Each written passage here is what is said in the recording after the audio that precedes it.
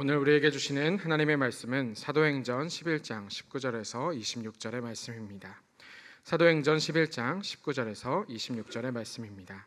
하나님의 말씀을 봉독합니다. 그때에 스데반의 일로 일어난 환란으로 말미암아 흩어진 자들이 베니게와 구브로와 안디옥까지 이르러 유대인에게만 말씀을 전하는데 그 중에 구브로와 구레네 몇 사람이 안디옥에 이르러 헬라인에게도 말하여 주 예수를 전파하니 주의 손이 그들과 함께 하심에 수많은 사람들이 믿고 주께 돌아오더라.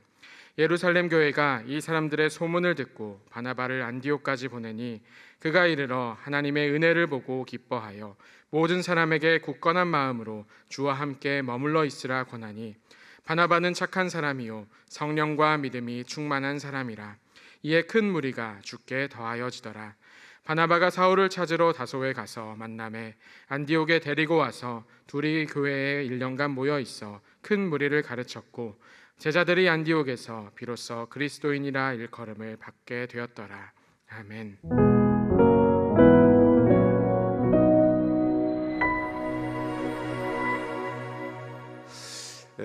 아마 이제 이 갈릴리 성전에서 들으신 분들은 저를 처음 보시는 분들 있을 것 같은데, 제가 한 달에 한 번씩 이렇게 설교하러 오는 설교도 예배도 같이 드리지만 이병호 목사라고 합니다.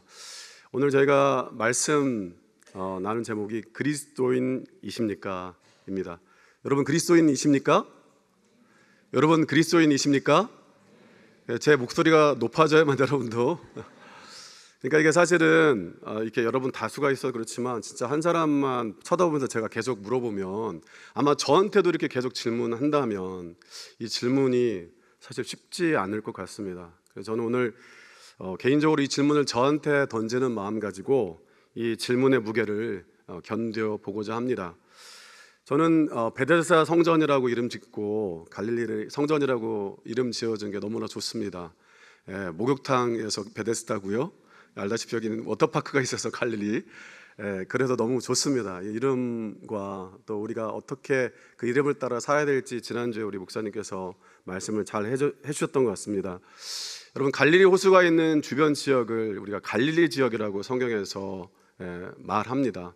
근데 여러분 갈릴리 지역은요, 갈릴리 호수에서 이제 물고기도 나고 그 지역에 여러 가지 이제 무역 같은 것들이 발달해서 이방인들이 왕래가 잦았던 곳입니다. 이방인들과 또 유대인들이 자주 만나는 그런 지역이었는데, 그래서 유대인들, 특별히 율법을 열심히 따르고자 하는 사람들이 볼 때 정결하고 순결한 삶을 살고자 했던 그 사람들에게 이 갈릴리 사람들, 이방인과 접촉이 자주 있는 사람들에 대해서 예로부터 굉장히 사회적으로 이렇게 천대하고 비하하고 낮게 보는 그런 마음들이 있었습니다. 그래서 여러분 성경에 보면 자기가 갈릴리 사람인데, 나다니엘이라는 사람이 갈릴리 사람이거든요. 그 사람이 이제 자기 친구가 이렇게 예수님을 선지자로 소개하니까 나사렛에서 무슨 선한 것이 나겠느냐, 나사렛도 갈릴리거든요. 그렇게 답을 합니다. 그러니까 자기 스스로가 자기가 태어난 지역을 비하하는 거죠. 또 요한복음 7장에도 보면 그리스도가 갈릴리에서 나겠느냐, 한마디로 갈릴리는 그런 지역이 아니다 라고 비하하는 그런 이야기가 등장을 합니다. 그래서 당시에 갈릴리 사람이다, 갈릴리인이다 하는 것은 그 자체가 그 사람을 낮추고 비하하는 표현이라는 거죠. 오늘 본문을 보면 안디옥 지역에서 처음으로 제자들 향해서 그리스도인이라고 불렀다고 했습니다. 사도행전 11장 26절 말씀의 뒷부분입니다. 제자들이 안디옥에서 비로소 그리스도인이라 일컬음을 받게 되었더라. 여러분 우리가 생각할 때는 그때부터 우리가 그 사람들이 인정받았나 보다 생각하지만, 사실 여기서 그리스도인이라는 표현은 비아냥과 조소의 표현입니다. 원문을 쫓아가 보면 그리스도인은 크리스티아노인데, 이렇게 뒤에다 노이랄지 아니를 붙이는 것은 당시에 황제를 추종하는 사람들, 그런 사람들에게만 붙이는 표현이었어요. 예를 들면 우리가 황제 가이사, 우리 케사르, 그 가이사를 추종하는 사람들은 카에사리아니 이렇게 불렀고요. 황제 아우구스투스를 추종하는 사람들은 아우구스티아니라고 불렀습니다. 그러니까 너희가 십자가에서 죽은 사형수를 그렇게 진짜 주님이라고 부르면서 이렇게 쫓아다니는데 정말 너희가 하는 것이 뭐랄까 황제를 추종하는 것 같구나. 그러니까 말로는 크리스티아노이라고 높여주는 것 같지만 그렇게 말함으로써 낮추는 거죠. 그러니까 너희가 쫓는 황제가 기껏해야 죽은 사형수 아니냐. 그 황제를 추종하면서 다니는구나. 이 말이 여기에 있는 거예요. 너희가 하는 것이 그렇다는 거죠. 여러분, 원래 크리스티아노이란 뜻에는 그리스도께 속한 사람, 그리스도를 따르는 사람이라는 뜻이 있는데, 어쨌든 이런 비하와 조롱의 뜻이 그 밑바닥에 깔려 있다는 겁니다. 여러분, 성경에 보면 비슷한 내용이 나옵니다. 사실 성경에서 사람들이 예수님을 그리스도라고 부르는 것은 제자들이 부를 때 빼놓고는 대부분이 예수님을 비하하고 조롱하는 그런 표현입니다. 우리가 잘 아는 것처럼 베드로가 예수님을 향해서 마태복음 16장 16절에서 주는 그리스도시요 살아계신 하나님의 아들이십니다 라고 말했잖아요. 그렇죠? 근데 거기에서 진심 어린 고백이었지만 그 다음에 예수님께서 그 이야기를 듣고 나서 자신의 십자가 계획, 십자가에서 자기가 죽게 될 거라는 계획을 나누니까 그때부터 이 베드로의 마음 가운데는 예수님이 그리스도인가 하는 그런 의심이 들기 시작합니다. 그러니까 자기가 고백했던 사람이 시간이 지날수록 예수님이 그리스도인가를 의심했던 거죠. 사람들 속에서, 일반 백성들 속에서 이런 예수님을 그리스도라고 부르면서 이렇게 낮추어 부르는 모습이 성경에는 굉장히 많이 나와 있습니다. 사복음서에 다 공통적으로 나와 있는데요. 마태복음 26장 68절에 이렇게 나와 있습니다. 이르되 그리스도야 우리에게 선지자 노릇을 하라. 너를 친 자가 누구냐 하더라. 아시다시피 사람들이 침뱉고 때리면서 그 군병들이 예수님의 옷도 나누고 그랬는데, 그러면서 네가 그리스도냐? 한번 누가 쳤는지 맞춰봐. 이렇게 지금 놀리고 있는 거예요. 마가복음 15장 32절에 이렇게 나와 있습니다. 이스라엘의 왕 그리스도가 지금 십자가에서 내려와 우리가 보고 믿게 할지어다 하며 함께 십자가에 못 박힌 자들도 예수를 욕하더라. 그러니까 예수님과 함께 못 박힌 사람들조차도 십자가에 달리신 예수님을 향해서 네가 그리스도냐 하면서 지금 비하하고 있는 모습이 등장하고 있는 겁니다. 누가복음 23장 35절에서도 백성은 서서 구경하는데 관리들은 비웃어 이르되 저가 남을 구원하였으니 만약 하나님이 택하신 자 그리스도이면 자신도 구원할지어다 하고 이렇게 나와 있습니다. 계속해서 조롱하는 거죠. 요한복음 7장 41절에서 이렇게 나옵니다. 어떤 사람은 그리스도라 하며 어떤 이들은 그리스도가 어찌 갈릴리에서 나오겠느냐. 그러니까 성경 안에서 제자들 빼놓고 사람들이 그리스도라고 부를 때 대부분의 경우는 예수님을 그리스도라고 부르지만 그 말 속에는 비하와 조소가 깔려 있는 거죠. 근데 우리가 잘 아는 것처럼 예수님께서는 사람들의 이런 조롱과 또 자기를 비하하는 것을 당신의 삶을 통해서 십자가를 지심으로 또 거기로부터 부활하심으로 말미암아 자기가 그리스도이심을 증거하셨습니다. 이와 마찬가지로 안디옥 교회에 있는 그 사람들이 자기를 되게 비웃고 조롱하고 비아냥거렸지만 자신들의 삶과 또 자신들의 고백을 통하여서 자신들이 진정으로 그리스도인임을 세상에게 보여주었던 것입니다. 오늘 저는 왜 예루살렘 교회가 아니라 안디옥 교회가 처음으로 그리스도인이라는 말을 들었는지, 이것이 우리에게 오늘 어떤 의미가 있는지 그 말씀을 한번 살펴보려고 합니다. 여러분, 첫 번째로 안디옥 교회는 박해로 흩어지는 중에도 예수님을 주라 증거한 사람들의 교회였습니다. 우리 오늘 본문 19절부터 21절까지의 말씀을 같이 한번 읽어보겠습니다. 그때 스데반의 일로 일어난 환란으로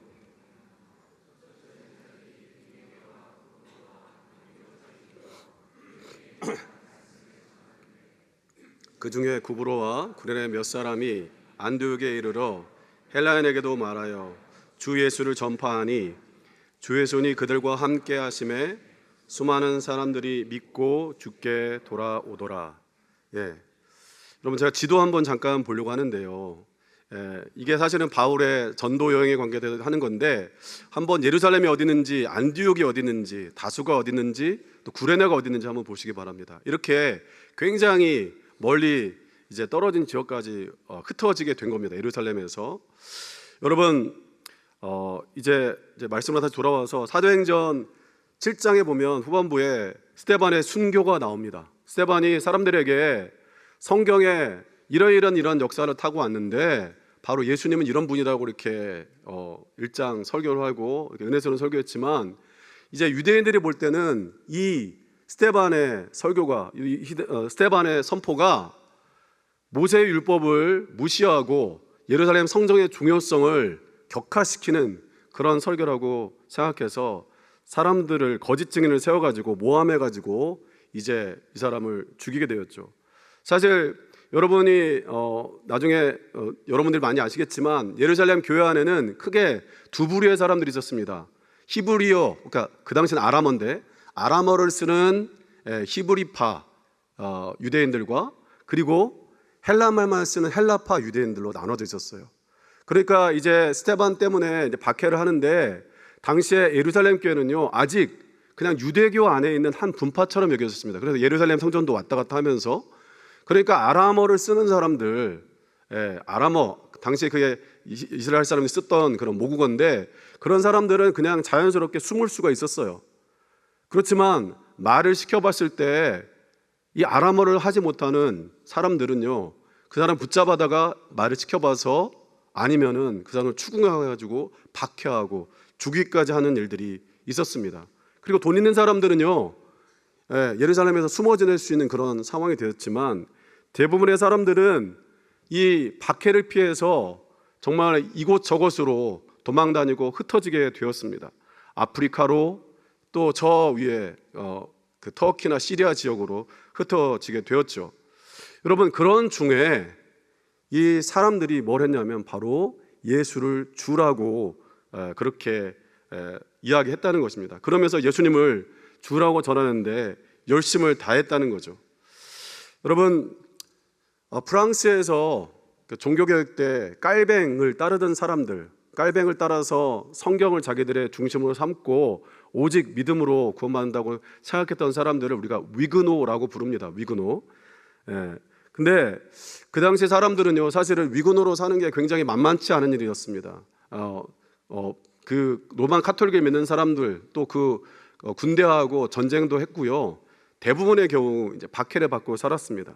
그렇게 사회 혼란 가운데서 이제 평화를 도모하는 기간이 있었는데 여러분들이 혹시 영화 여왕 마고를 보신 적이 있는지 모르겠지만 그 내용은 이런 겁니다. 뭐냐면 이렇게 위그노 그 사람들하고 로만 카톨릭하고 너무 이렇게 싸우고 그러니까 둘 사이를 어떻게 화해할까를 생각하면서 프랑스 왕가의 그 여동생인 마고하고 그 다음에 이제 밑에 나바르 왕가라고 스페인과 프랑스 지역에 이제 그 국가가 하나 있었는데 거기에 왕인 앙리 나중에 앙리 사사가 되는데 두 사람을 정략적으로 결혼을 시키는 겁니다.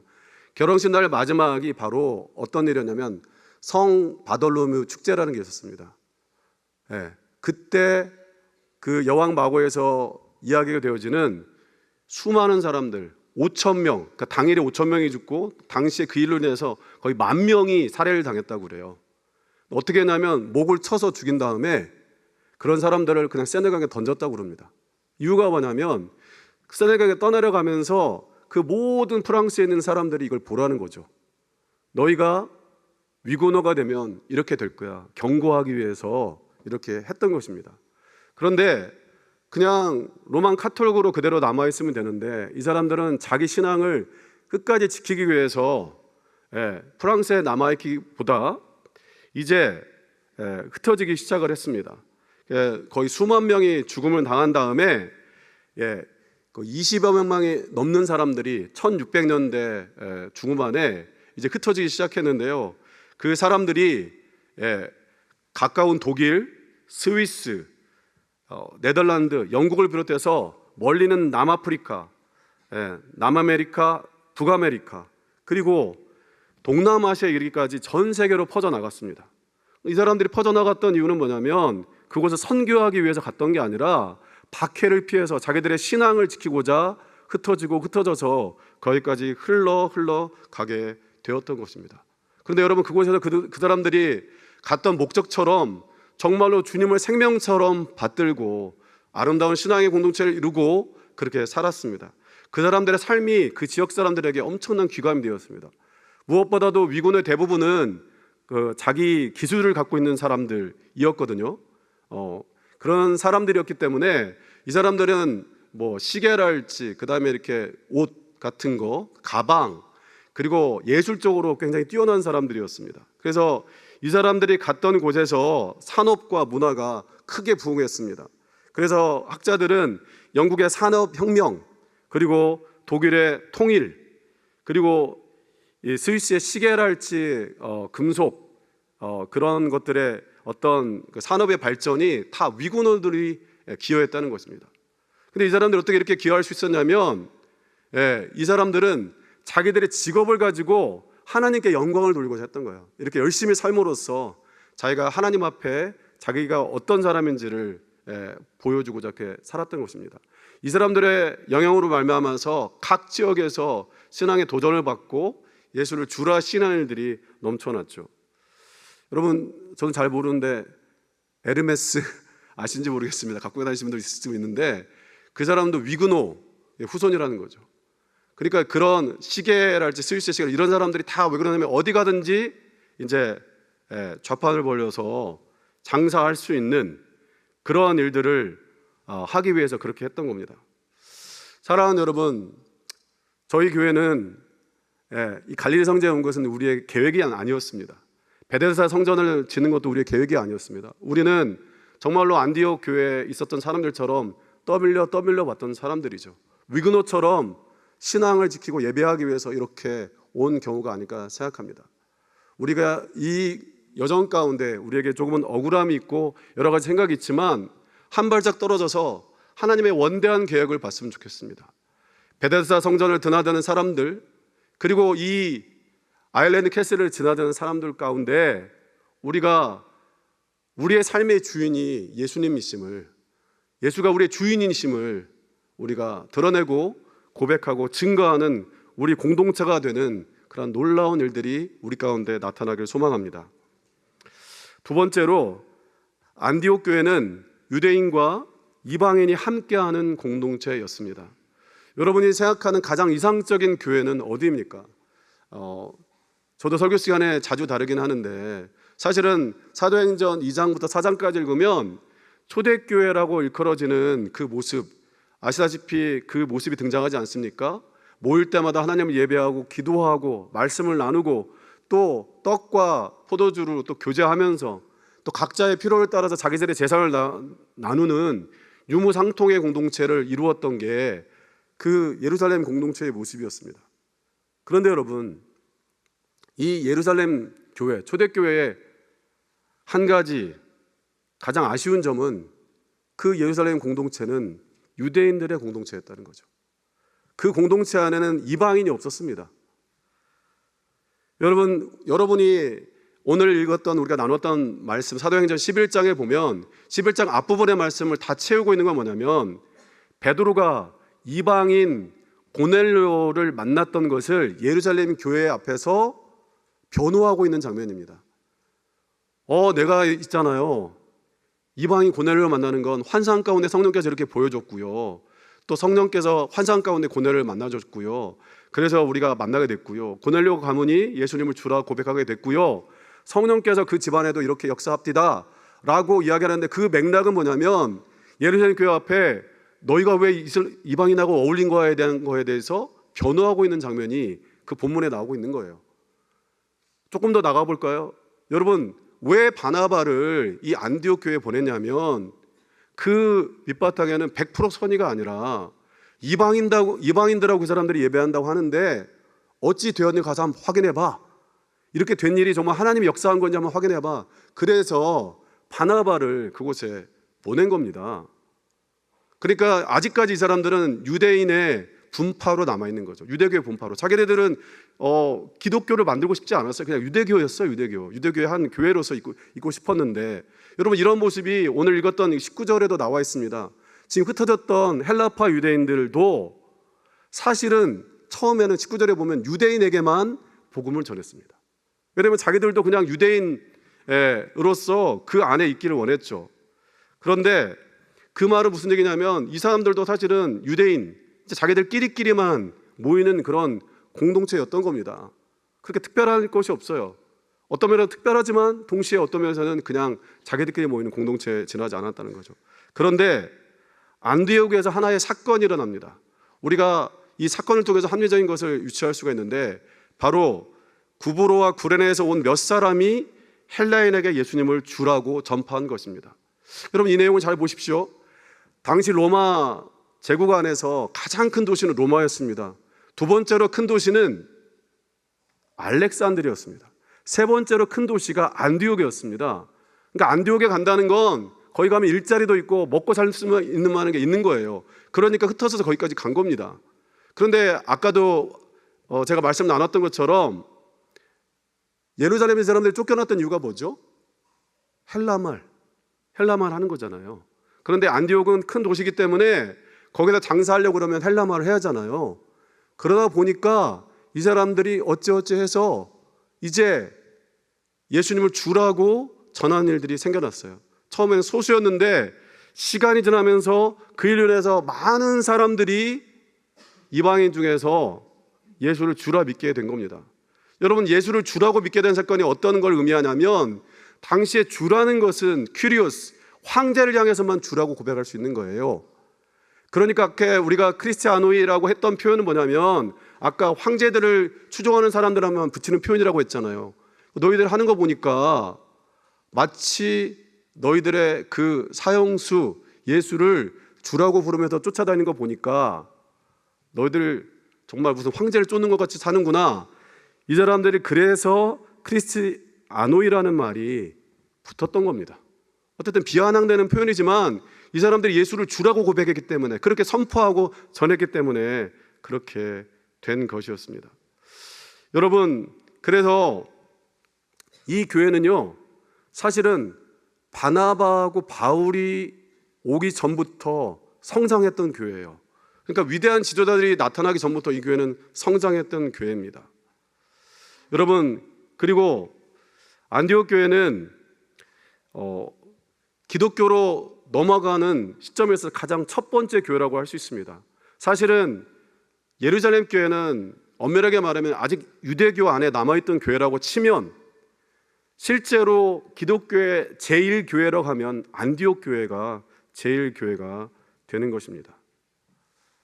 그리고 또 한 가지는 이 안디옥 교회야말로 유대인과 이방인이 처음으로 함께한 최초의 교회가 되는 것입니다. 이방인과 유대인이 함께한 최초의 교회. 여러분, 우리의 모습은 어떻습니까? 혹시 우리는 유대인에게만 집중하고 있지는 않습니까? 우리가 아는 사람들, 끼리끼리, 또 전에 봤던 사람들 안에만 머물러 있지는 않습니까? 우리 안에는 얼마나 많은 이방인들이 있습니까? 실제로 이방인들, 그리고 신앙의 이방인들이 얼마나 많이 있습니까? 저는 하나님께서 우리 교회를 의정부 아일랜드 캐슬까지 밀어내셨을 때는 하나님의 원대한 계획이 있다고 믿습니다. 우리는 밀려나고 우리는 흩어지고 있지만, 하나님께서는 이 일을 통해서 우리로 하여금 우리 주변에 이 아일랜드 캐슬을 드나드는 사람들, 그리고 우리 주변의 일상 가운데 살아가는 우리가 만나는 이방인들에게 예수님을 주라고 전파하라고 우리를 이렇게 흩어놓으신 줄 믿습니다. 사랑하는 여러분, 우리가 만나는 이방인들에게 예수님을 주라고 전파하는 우리가 된 그날을 소망합니다. 세 번째로, 안디옥 교회는 오직 주님만을 높이는 교회였습니다. 제가 설교를 준비하면서 말씀을 묵상하는데 저는 바나바가 참 멋지더라고요. 바나바 장면을 묵상하는데 24절에 이렇게 나와 있습니다. 바나바는 착한 사람이요 성령과 믿음이 충만한 사람이라. 이에 큰 무리가 죽게 더하여 지더라. 여러분, 안디옥 교회가 바나바가 온 뒤로 크게 다시 부흥했습니다. 그렇게 부흥한 이걸 나에게 혹은 내가 했다고 바나바가 주장할 수도 있을지도 몰라요. 그런데 바나바는 이것을 자기의 영광으로 취하지 않았습니다. 바나바의 안디옥 교회가 아니라 주님의 안디옥 교회라고 보았던 거죠. 여기서 한 발짝 더 갑니다. 바나바는요, 이 공동체를 돌아보니까 주님의 일을 행하기에, 주님의 뜻을 행하기에 아직 부족한 것이 있었습니다. 그 부족함은 자신의 부족함을 본 거죠. 아까 뭐라고 했냐면 바나바는 착한 사람이요 성령과 믿음이 충만한 사람이라. 이 말은 지금 이 안디옥 교회에게 필요한 것은 교육이 필요한데 자기에게는 그런 게 없는 거죠. 그러면서 자기가 없는 이것을 갖고 있는 사람을 생각해야 되는데 바로 그 사람은 오늘 본문에 나오는 사울, 나중에 바울이 되는 사람이었습니다. 이 사람을 데리러 가는 거죠. 어떻게 보면 안디옥 교회 자기가 지금 제일 스타고 제일 리더 역할을 할 수 있는 상황인데 사울을 데리러 가는 거예요. 어떻게 될지도 모르는 상황인데 지금 사울을 데리러 가는 거죠. 왜냐하면 이 바나바는 오직 주님을 바라보았던 것입니다. 주님의 뜻을 바라보았다는 것이죠. 주님의 계획들을. 근데 여러분, 이 안디옥 교회를 보면 더 놀라운 사실은 안디옥 교회가요, 바나바하고 사울이 활동했던 제 첫 번째 교회잖아요. 얼마나 대단한 교회입니까? 사실은 우리가 지금 생각보다 대단한 사람들이었는데 오늘날로 표현하자면 진짜 담임 목사급이 2명이 같이 있는 그런 교회잖아요. 어마어마한 그런 대단한 교회였는데 이 교회가 사도행전 13장에 보면 바나바와 바울을 이방인 선교를 위해서 선교사로 파송합니다. 그러니까 자기들의 안위와 자기들의 어떤 그런 것들을 생각했다면 어떻게 바나바하고 바울을 파송할 수 있었겠어요? 근데 이 사람들은 하나님의 계획, 주님의 뜻을 생각하면서 안디옥 교회는 바나바와 바울을 파송해요. 왜요? 그것이 주님을 위한 일이니까. 그러니까 저는 안디옥 교회를 생각할 때 저는 제게는 개인적으로, 여러분 어떨지 모르겠지만 바나바하고 바울이 생각이 나지 않습니다. 그냥 안디옥 교회만 생각이 나요. 조금 더 생각해 보면 안디옥 교회 하면 저는 주님만 생각이 납니다. 사랑하는 여러분 한국 교회를 한번 생각해 보시기 바랍니다. 여러분 한국 교회를 떠올리실 때 여러분 그 교회만 생각이 납니까? 아니면 목사님이 생각이 납니까? 여러분 크리스티아노이라는 것은 주께 속한 사람인데 오늘날 많은 사람들이 목사님 때문에 교회를 다니는 경우가 많은 것 같아요. 다르게 표현하면 목사님께 속한 사람, 목사님을 따르는 사람이죠. 그러니까 오늘날 세상에서 교회가 하는 일들은 그 목사님을 따라서 온갖 불의와 부정을 저지르면서 거리에서 그리고 교회에서 정말 부끄러운 일들을 행하는 모습을 바라보게 됩니다. 그 모습 속에 우리 주님이 보이지가 않습니다. 왜냐하면 그들이 주님을 바라보지 못하기 때문입니다. 사랑하는 여러분, 저는 우리 교회를 생각할 때, 높은데 덕소교회를 생각할 때 그냥 우리 교회만 생각났으면 좋겠습니다. 사람이 아니라 우리 교회만 보였으면 좋겠습니다. 그보다 더 나아가서 높은데 덕소교회를 생각할 때 정말로 주님이 보이는 교회, 그런 교회 되길 소망합니다. 그런 교회 되는데 욕심이 납니다. 우리 교회가 정말 높은데 덕소교회 하면 주님을 위해서 온 정성과 힘을 다하는 교회라는 그런 칭찬을 듣는 교회가 되었으면 좋겠습니다. 네 번째로 안디옥 교회는 성장을 넘어 성숙을 추구하는 교회였습니다. 우리 26절 말씀을 같이 한번 읽어보겠습니다. 26절 만남에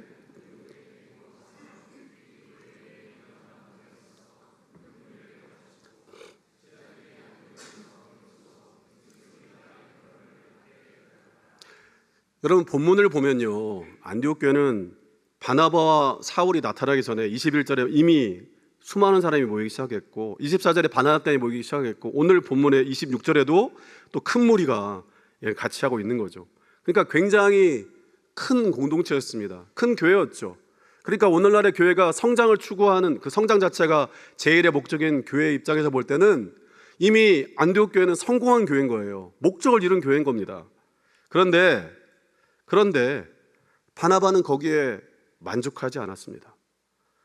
정말 어떻게 하면 앞에서 말씀드렸지만 이 공동체가 하나님 보시기에 더 아름다운 주님의 일을 행할 수 있을까를 고민하다가 이 사람은 다소에 있는 사울을 데려오기로 결정을 합니다. 자기가 볼 때 자기가 부족한 점을 채울 수 있는 사람이라고 바라본 겁니다.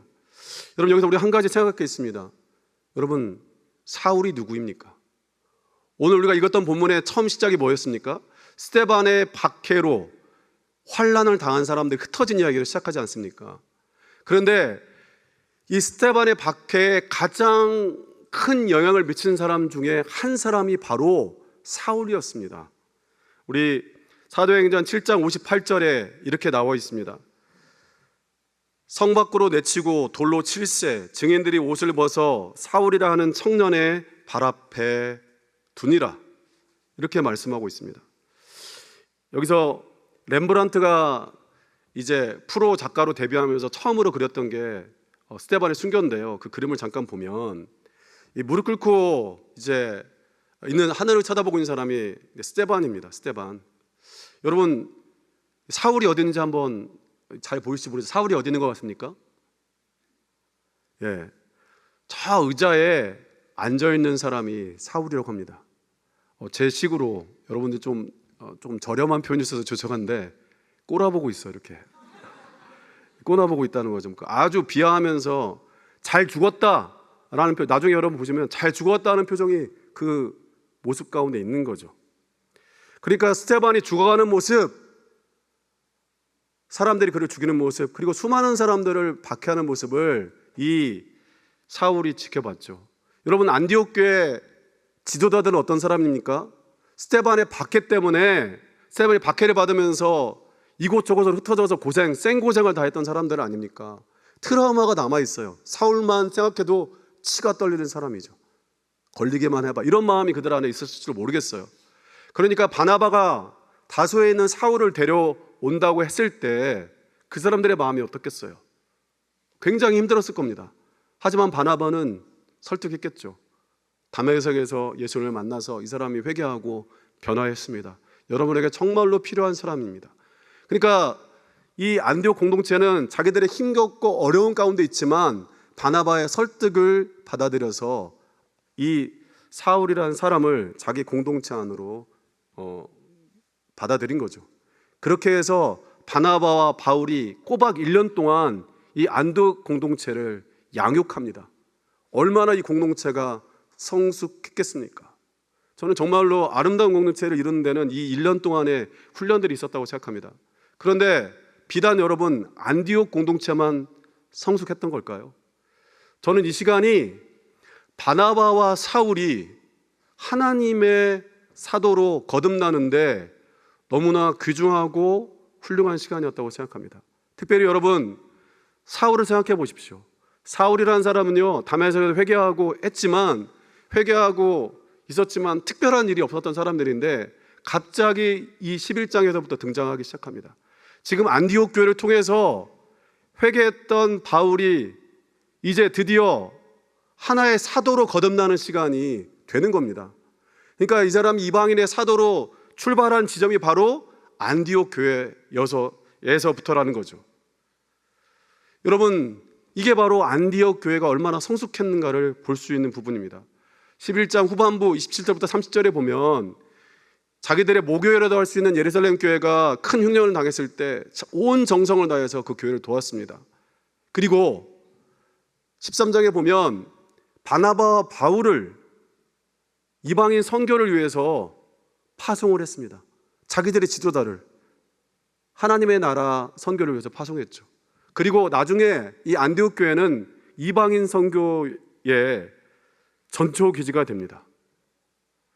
그러니까 이 교회야말로 성장에서만 멈춘 것이 아니라 성숙에 성숙을 더하는, 좀 그리스도의 장성한 분량에 이르기까지 최선을 다했던 공동체죠. 사랑하는 여러분, 우리 높은떡 독서교회가 이런 꿈을 가졌으면 좋겠습니다. 많은 사람들이 모이는 것도 중요하지만 우리가 하나님 말씀 앞에서 훈련받아서 더 훌륭한, 더 성숙한 공동체가 되었으면 좋겠습니다. 우리 교회에서 하는 목장 모임도 열심히 참여하시고 성경 공부 모임에도 참여하시고 그냥 목사님들 설득해서 이런 모임도 해봅시다, 저런 모임도 해봅시다. 우리가 그런 모임들을 만들어가는 그러한 높은 뜻 덕소교회 되었으면 좋겠습니다. 제가 대학 시절에 한 후배가 찾아와서 자기 안에 트라우마가 있는데 저한테 하소연하는 얘기를 들었습니다.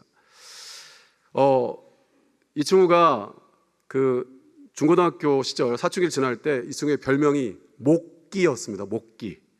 목기였는데 오늘 제가 수준 낮은 말을 계속해서 죄송한데 이 말은 목사 새끼의 줄임말이었어요.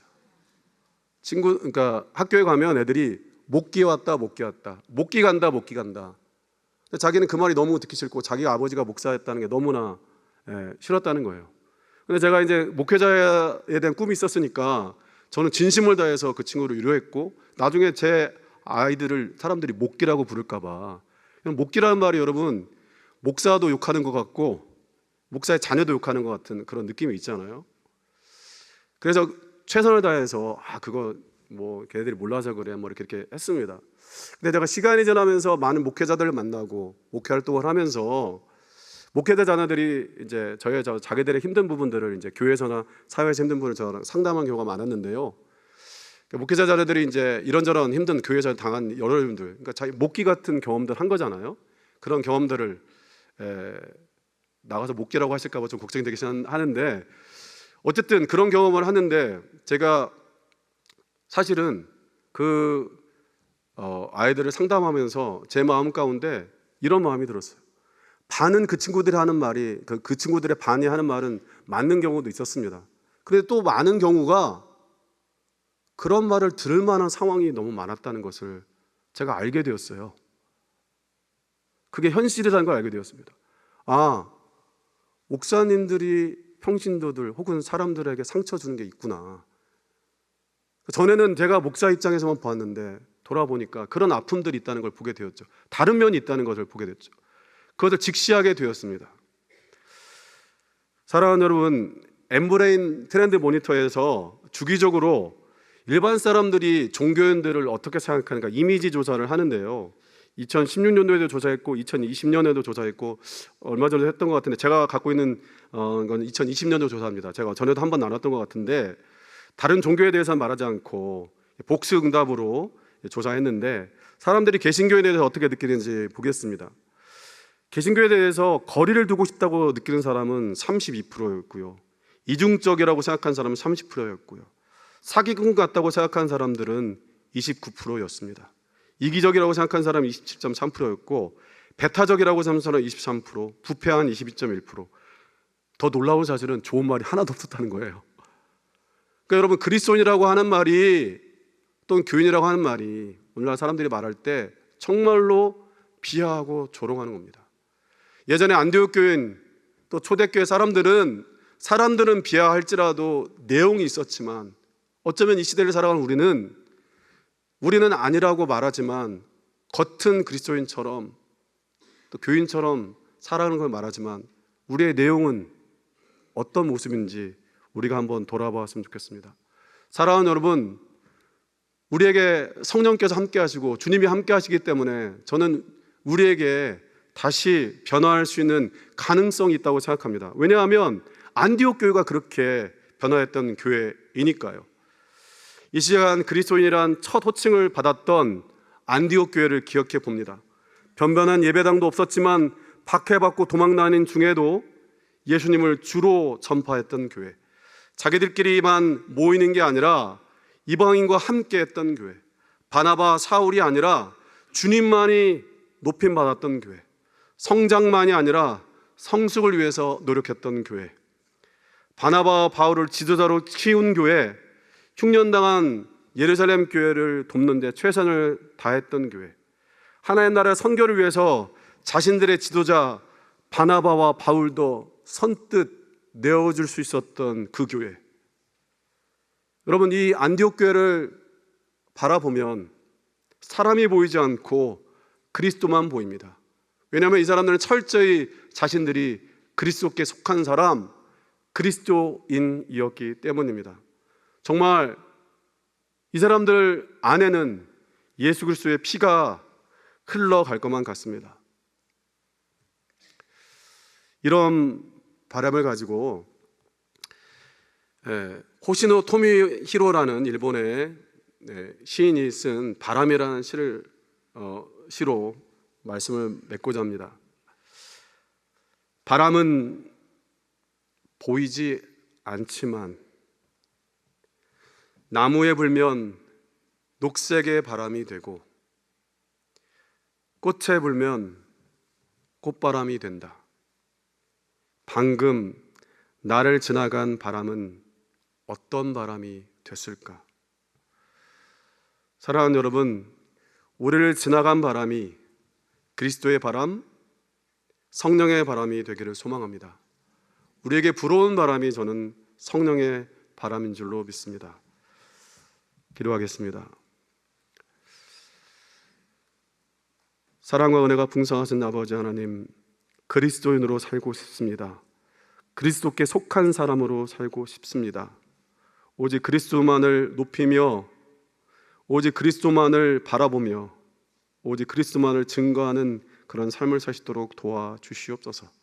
성령께서 우리에게 바람을 부으셔서 우리를 지나가는 바람이 그리스도의 바람 되기를 소망합니다. 하나님, 우리를 도와주시옵소서. 예수님의 이름으로 기도드립니다. 아멘.